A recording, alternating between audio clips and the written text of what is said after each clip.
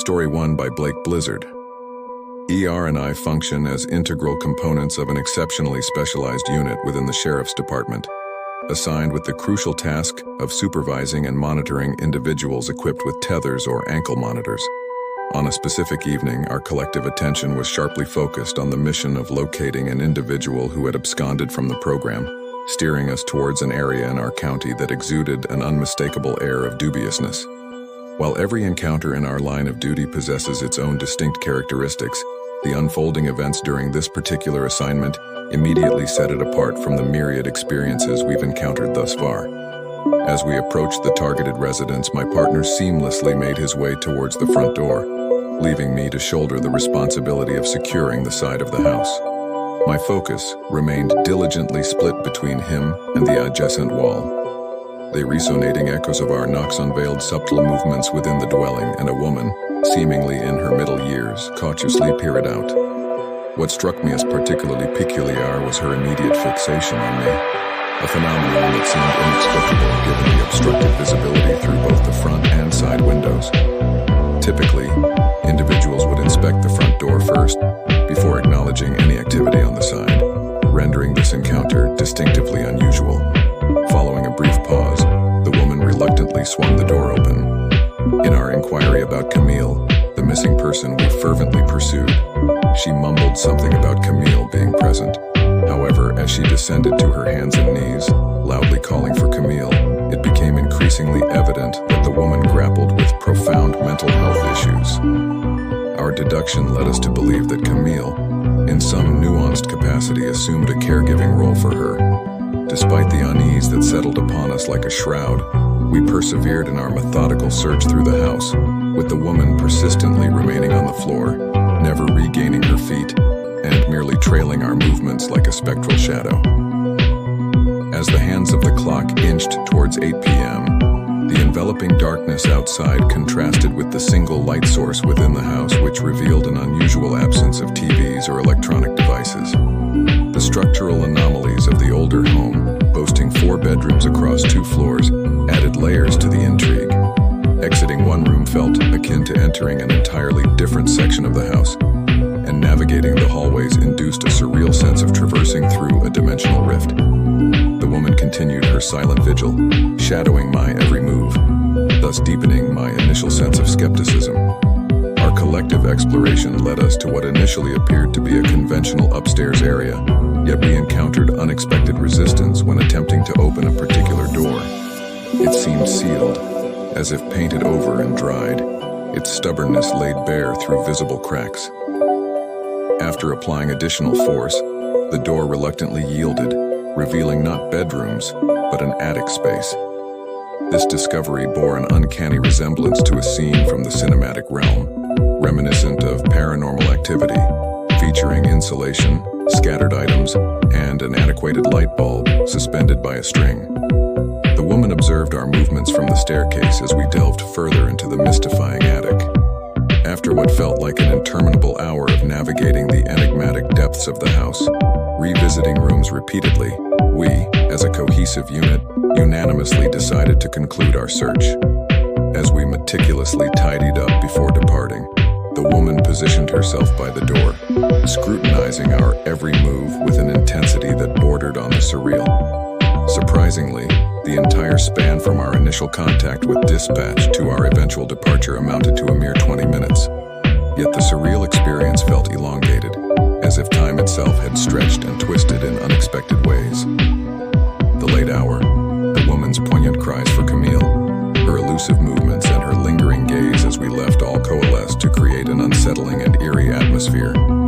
In the aftermath of this surreal encounter, we collectively concurred on the decision to abstain from revisiting that mysterious house, leaving it shrouded in an enigma that lingered long after our departure. Story 2 by Sammy Raffield. Nestled in the heart of Georgia, my family and I find ourselves enveloped by a region not commonly associated with unsettling stories. Nonetheless, the narrative I am about to unfurl stands as a stark exception, emphasizing the collective relief we experience due to the infrequency of such distressing incidents in our close-knit community. My cousin Bob has dedicated the past 5 years of his life to serving as a police officer. His journey into law enforcement commenced with a genuine sense of optimism and a sincere desire to effect positive change in the lives of the people within our community. A fateful day brought an unusual message that led them to a house situated between Macon and Roberta, a dwelling that seemed long abandoned, evident from Bob's initial assessment of its dilapidated state. Upon reaching the location, they encountered an older man, hands in his pockets, seated on the steps outside the front door. Bob vividly described the emotional scene that unfolded. The man, not precisely crying but sobbing, muttering about the severity of the situation.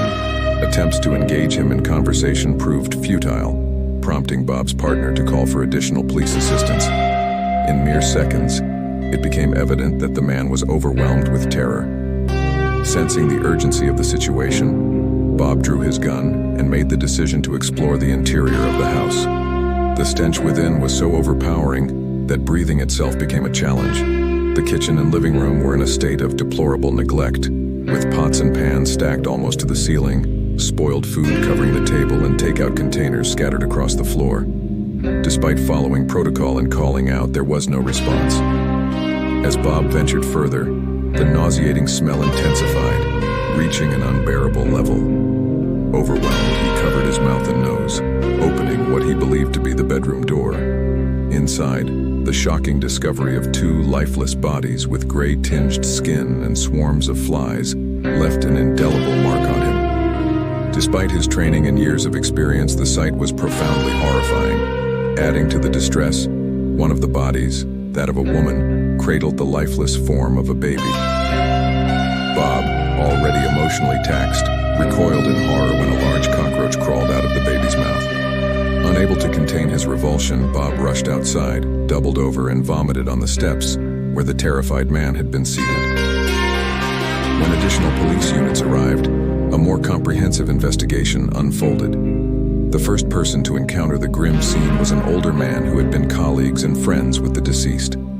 Both had worked together at a peach packing company, and his concern grew when the man hadn't been seen for over a week. In an effort to shield the family from the brutal truth, a narrative was constructed suggesting that the husband and wife had succumbed to opioid addiction following surgery about a year prior. Their descent into substance abuse eventually led to the tragic decision to end their lives, with their bodies found to contain enough heroin to cause death twice over. Despite his continued dedication to law enforcement, Bob grappled with the emotional aftermath of this harrowing experience.